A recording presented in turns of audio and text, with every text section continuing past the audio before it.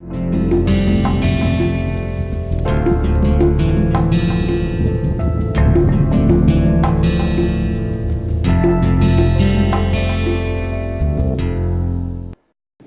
and welcome to the first day of the 7th week of the lecture series. So last week we started looking at the molecular vibration and its symmetry properties. So just a quick recap of whatever we discussed in the last class. So we mentioned that there are different degrees of freedom available for a given molecule. So out of this three different degrees of freedom that we know about, one is translation, one is rotation, another is vibration. And this part of the lecture this week or little part of the next week also will be dealing with this molecular vibration and their symmetry properties. So we mentioned that molecule can vibrate, its bond can stretch, its angles can bend, and it can go in a plane or out of a plane.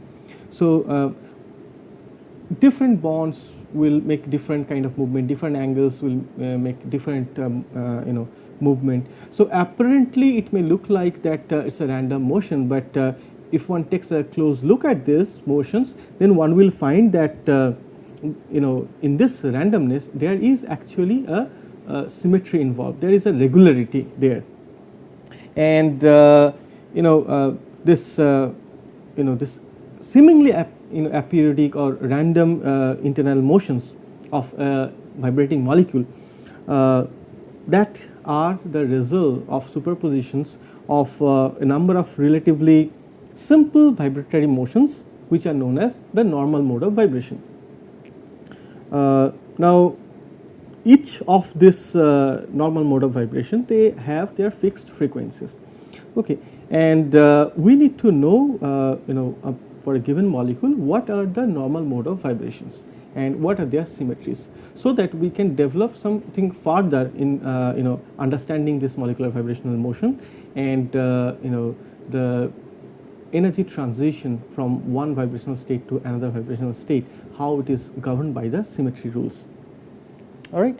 So we started talking about the properties of this normal mode of vibration, and in that case, what we said is that each of the we actually defined the normal mode of vibrations for a particular molecular ion, which is carbonate ion.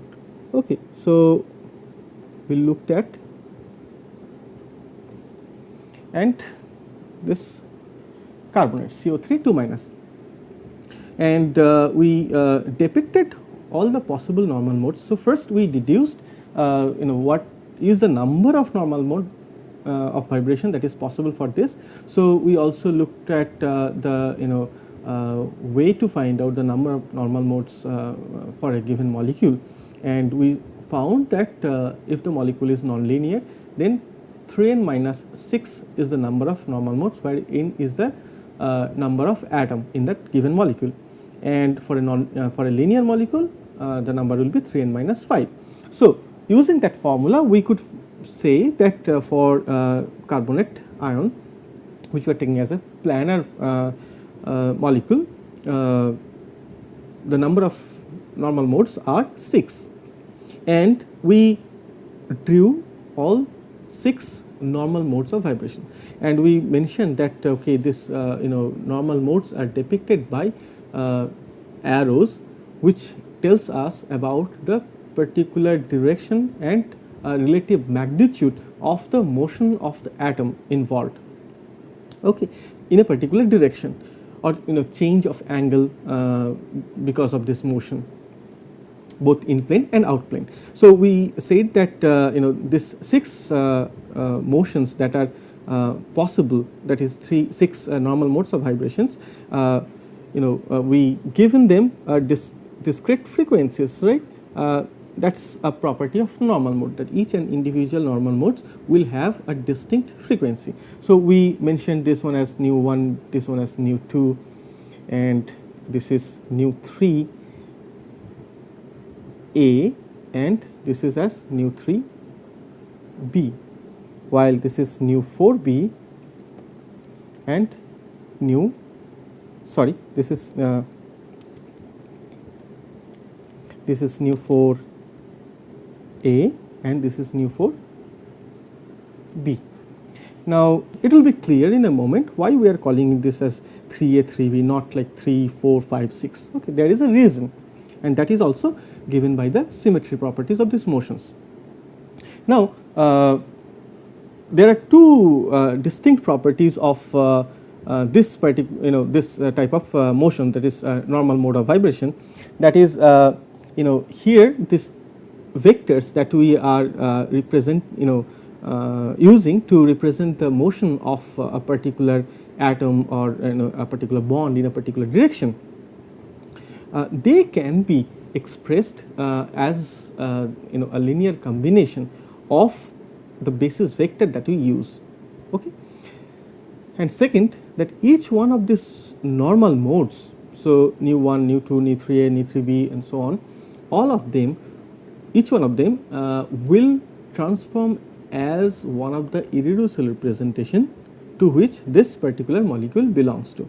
So here this particular structure, if we look at, we easily can say that this molecule has a point group of D3H. If you remember your basics from this course, so it has a C3 axis and it has 3 perpendicular C2 primes and it has sigma h. This is this plane because we are considering a planar molecule. So it has a point group of D3H. So what it says is that each of this normal mode will belong to one of the IRs of this particular point group D3H. Right. Now we have to first ask that how to assign the symmetries of this these normal modes. Okay. So what we need to do for that? So we need to look at the effect of all the symmetry operations of D3H point group on these particular normal modes. So we'll look at this 1, 2 and 3a, 3b, 4a, 4b. So if we look at, say, first these structures for which the frequency is nu 1, we'll see that whatever be the symmetry operations. So what are the symmetry operations for D3H? So for that, if you want a quick answer for that, what you have to do, you have to look at the character table, right? You know by now that if you look at, so this is a form of character table, you can get it anywhere. So you look at the character table for, say, any particular point group. So let's look at the point group of D3H, all right? And so here we go. So if we look at the point group of D3H, you will find all the symmetry operations there, okay? And the corresponding irreducible representations, the terminologies, you will also get the linear or non-linear functions which also transform as the the irreducible representation of this particular point group. So if I look at this, and we can easily figure out what are the symmetry operations that it has. So I'll just quickly mention. So it has identity, it has C3 square, it has 3 C2 primes, it has sigma h, it has S3 and S3 5, and it has 3 sigma v's, right? All right. So now what do we have to do? We have to deal with the transformation of all these vectors that are representing the motion of these atoms within a normal mode of vibration, how they behave, right? So if you apply identity on this particular structure, what you will get, everything will remain unchanged, correct? So if you take this structure as a whole, fine. So if I can just redraw the same structure here, what I have,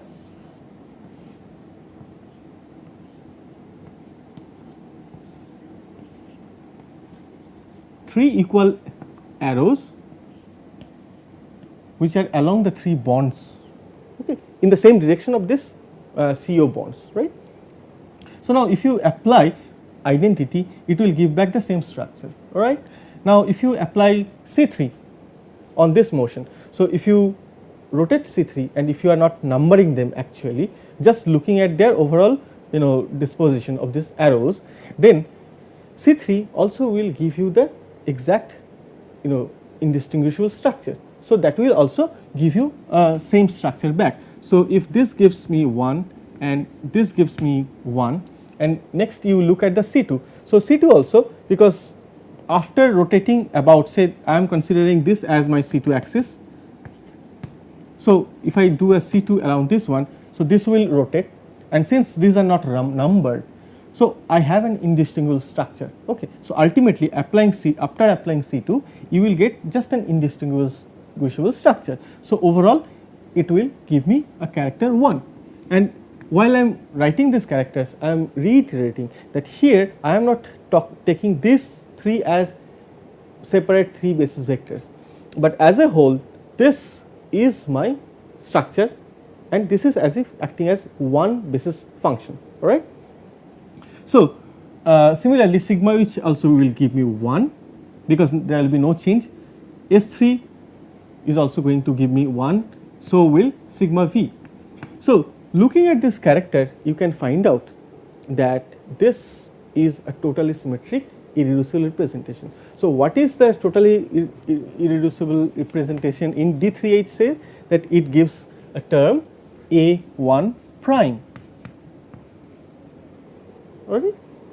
So in the same way, if you look at the structure nu 2, so if you look at the structure nu 2, what you see that 3 oxygen atoms are out of the plane, that is above the plane, while the carbon atom, central carbon atom, that is below the plane, that is, you know, given by the plus and minus sign. Okay. So plus means it's, you know, above the plane and minus is below the plane. So what happens here?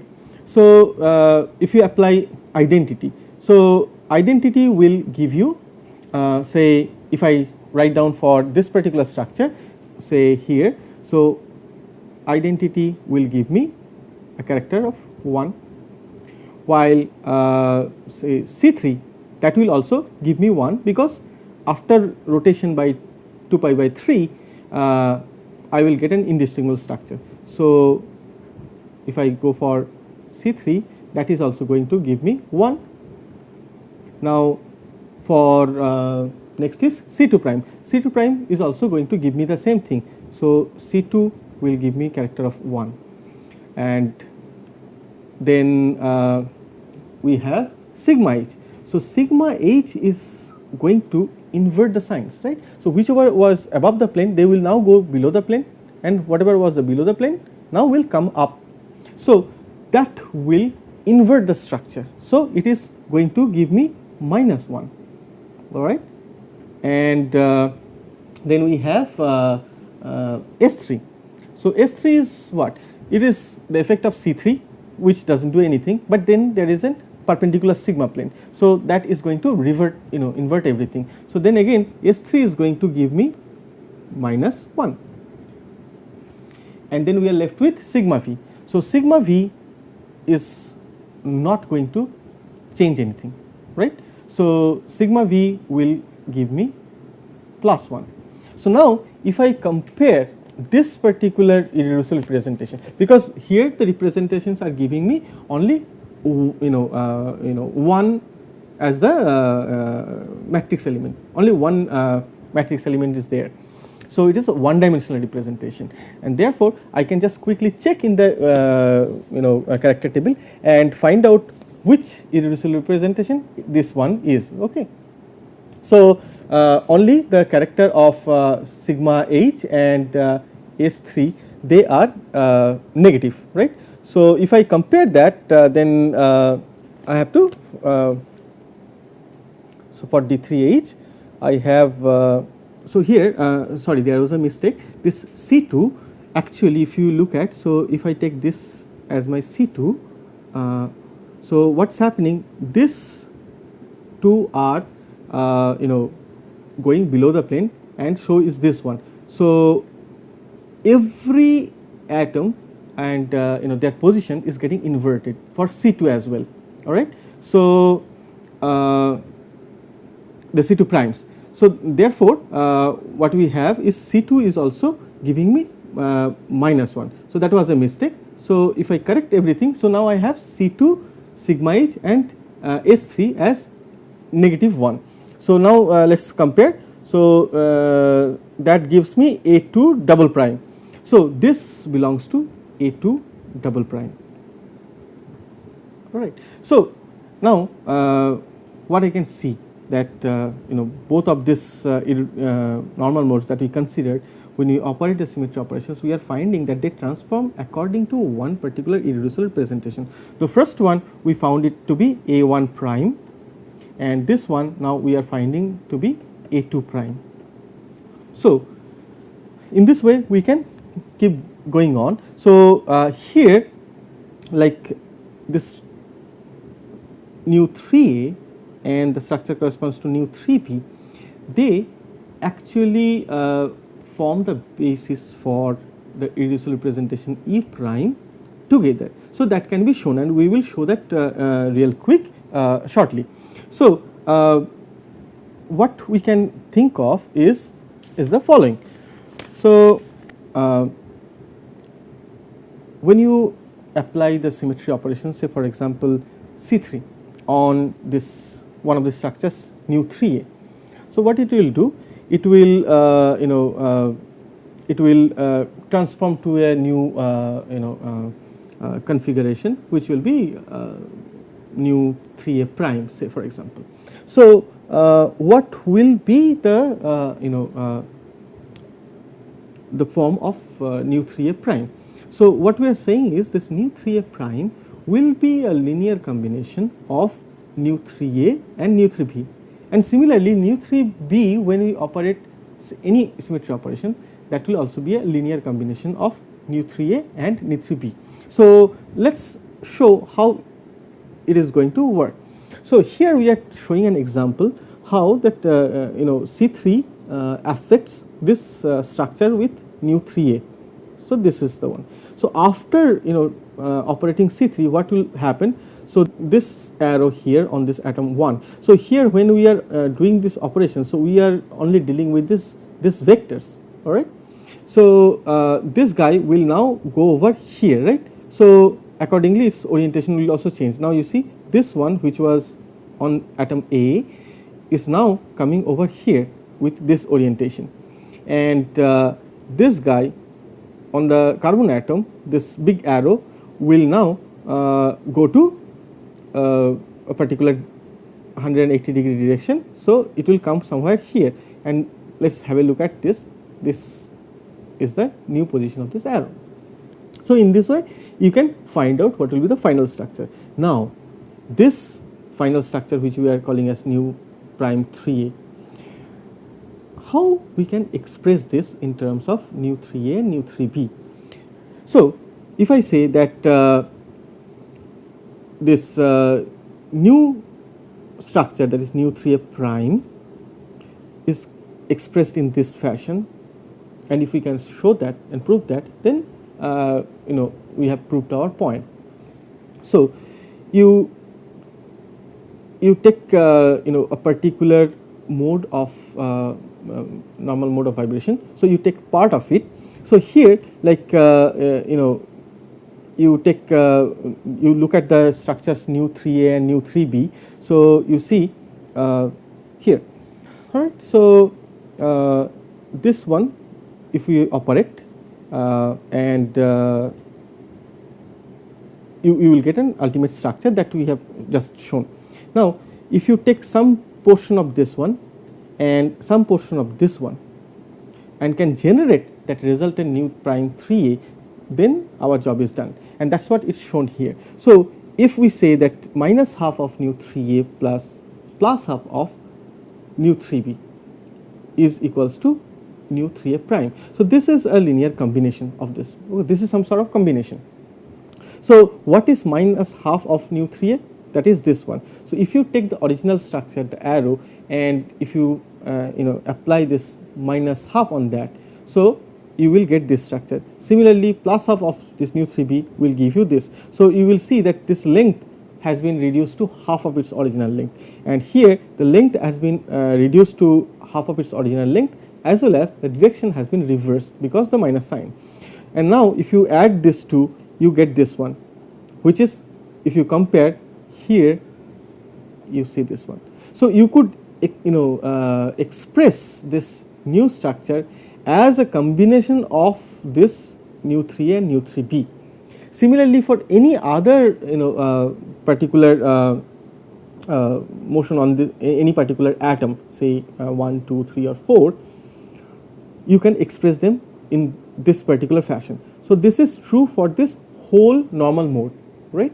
So all these things are like breakups of those individual arrows that are situated on each and every atom, and you take this particular combination rule, and you see that ultimately you can generate this structure starting from nu 3b.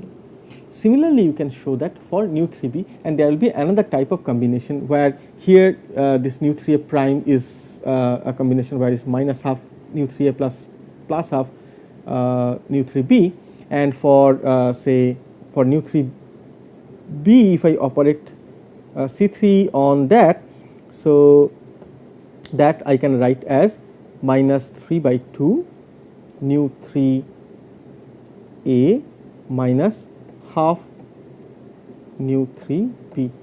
Okay, so in this combination I can express the new form of nu 3b after operating C3. All right, so in this way, if I can show for the nu 4a and nu 4b also. Now what does that mean? Mean that nu 3 and nu 3b upon the symmetry operations on them, they cannot transform in as one of the irreducible representation of D3H point group alone, but together, that is nu 3 and nu 3b, together they can form the basis for a particular representation, and that must be a two-dimensional representation because we are taking two basis function as if, right? So nu 3a, nu 3b together they will form two-dimensional irreducible representation. And if you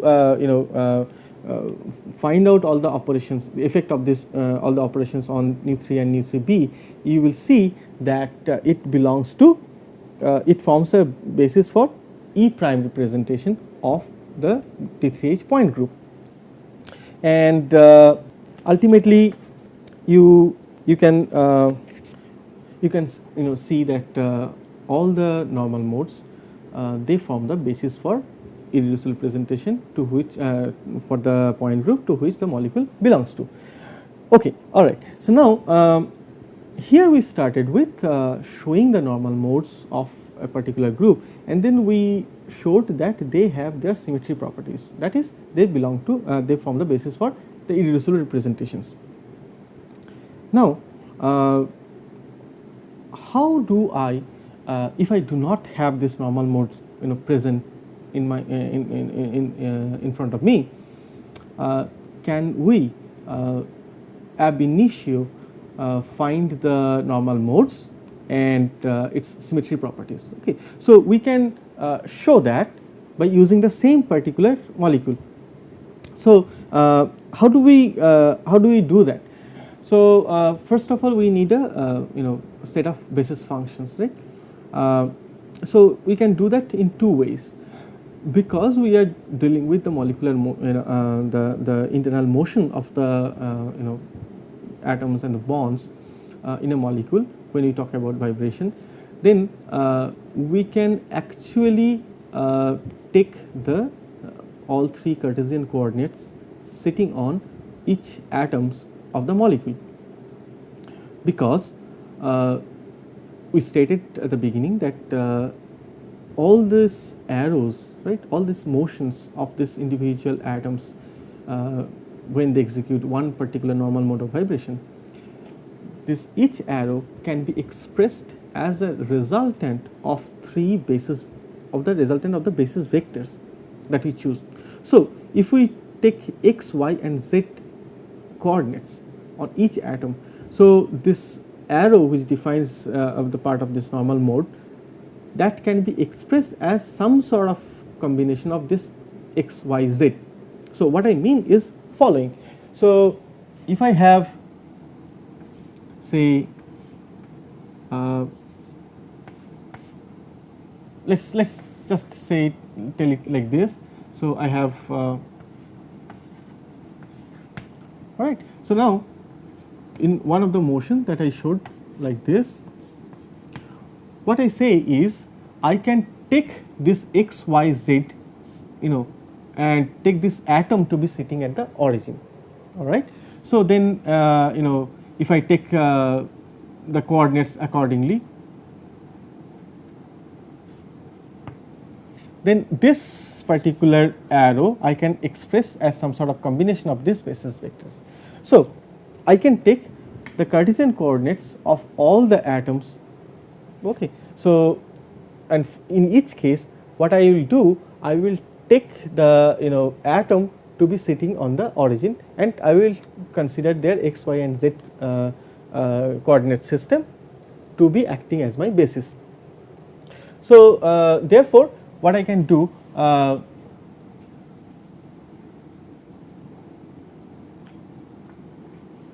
for this one I will have total 4 atoms, so 4 into 3, total 12 basis functions, right,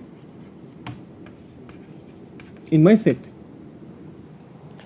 and we can do whatever we want to do on that. The other option is that we can take the internal motion of these molecules as such.